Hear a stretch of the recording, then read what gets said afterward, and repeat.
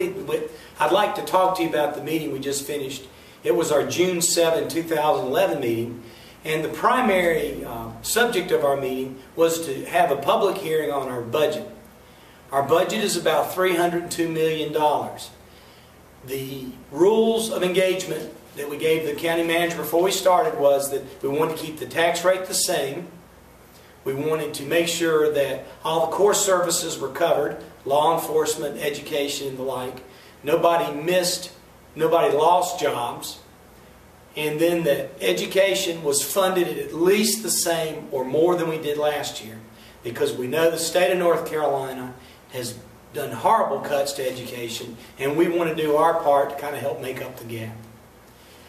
The budget came back with all those intact.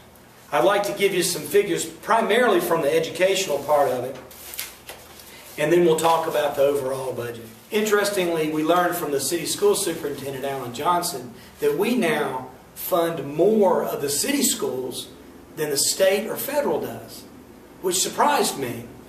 But we have a supplemental tax, and that enables the schools to have classes and have special attention to the special needs, the urgent needs kids, and the kids that have the toughest time.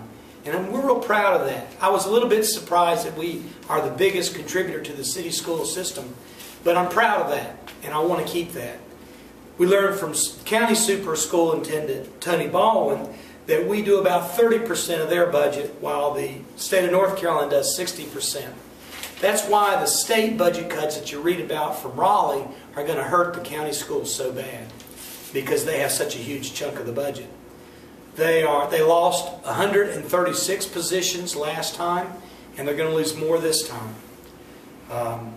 They have cut their central office, where I hear a lot of things where people talk about you pay too much to those superintendents, you do too much there.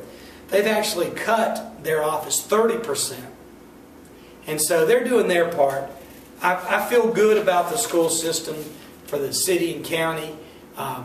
I think we've got wonderful superintendents and wonderful school boards. There's just not enough money to go around, and that's going to be a problem.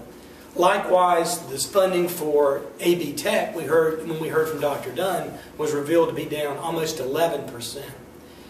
That's huge for a school that has 8,000 regular students and 18,000 non-regular students, or students that go there and take classes for non-credit.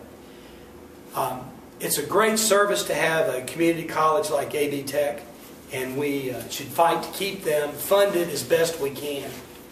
We are going to fund the county and city schools $3 million more than we did last year. We have 2 new schools that have opened in the county, and the city schools always have need for money. We're going to fund those 2 new schools. We're going to fund the city, their part of it, and we're going to fund AB Tech to keep them going the best they can. We're going to work with a company known as Cassidian Communication. We need to replace our radio system for our law enforcement, our fire, our emergency service group. We have a lot of holes in the coverage where we can't get signals. We're talking about safety of employees. We're talking about community welfare and safety. So we have holes in the system. We're going to have to replace our radio system. Amazingly, our emergency services director and mayor of Woodfin, Jerry Vehan, and Sheriff Van Duncan, and our county manager, Wanda Green, have worked out a deal where this company named Cassidian Communication is going to give us free a $6 million radio system. Cassidian Communication is going to donate a $6 million radio system to us. They're doing this so that Buncombe County can become a showpiece for them for the United States market. We have mountains, trees, water, hills. All these things are horrible for communications. And they figure if they can make it happen in Buncombe County, then Cassidian Communication can make it happen anywhere, because we have some of the hardest terrain to send signals through. So they're going to give us a $6 million system. We work with them, we maintain the system, and we will have a state-of-the-art radio communication system. Great work by our staff, great work by our elected officials, And that's going to be something that we are looking forward to having and making people safe, in particular our employees. We also talked about raising fees on certain areas, and I'd like to talk a little bit about that. We basically will publish any increase in fees for adult establishments, soil and sedimentation control, manufactured home and trailer ordinances, and telecommunications. When we were preparing the budget for this year, we asked Wanda Green and our staff to go look at other surrounding communities to make sure we were in range with all the ones that charge fees for different items. Some things we didn't charge fees for at all. Some things we charged way too low a fee.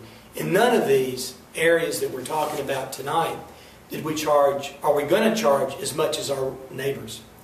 But for adult establishments, soil and sedimentation control, manufactured home and trailer, and telecommunications, which is cell towers, they're going to have to pay more for their permits. The thinking here is that the general taxpayer shouldn't have to pay for this. Right now, you're paying, and I'm paying for the inspections, for the plans, what it takes to get the permits done. And it really ought to be done by the people that are benefiting from the permits. So we're going to do that. I think it'll be good. We don't actually know how much it will raise. It's not a huge part of our budget. It wasn't even included in the budget. But it's a fairness issue, because folks who get these permits ought to pay for the service of making it happen and making sure they're safe. That's what we did tonight in our meeting of June 7, 2011.